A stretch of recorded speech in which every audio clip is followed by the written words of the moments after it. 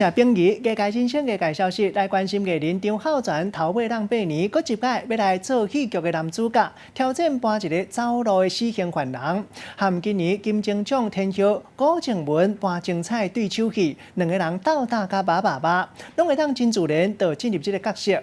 另外，还有王柏杰和范晓萱这实力派演员，同款嘛搬戏搬甲足精彩。这么早要去哪里？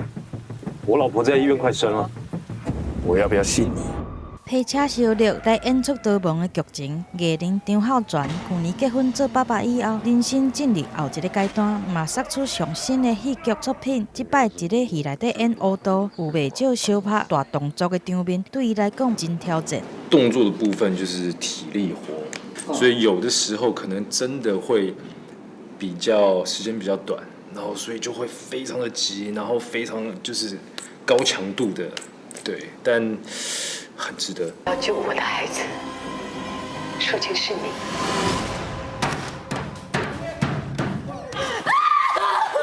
除了相拍以外，阁有男女的感情。女主角贾静雯嘛，毋是省油的灯，今年才刚摕到金钟奖，搁再来演悲情母亲的角色，对少年演到老。伫咧戏内底，甲张孝全有真侪对手戏，两个人的默契是安怎培养的？我觉得我们也有自己本身很好的诠释跟化学反应，所以那些东西好像没有太多过多的培养，好像真的就人到了现场，然后跟导演聊聊天，就真的就可以进入到那个角色的状态里面了。